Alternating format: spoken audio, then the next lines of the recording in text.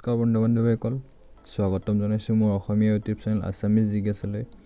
বন্ধুসকল, APDCL পৰা এটা নটিফিকেশ্যন আহিছে যে APDCL অফিচ কাম ফিল্ড এছিষ্টেণ্ট আৰু সহায়কৰ এক্সামটো 17 মাৰ্চত হ'বলগীয়া আছিল আৰু কিন্তু 17 মাৰ্চত এতিয়া নহ'ব।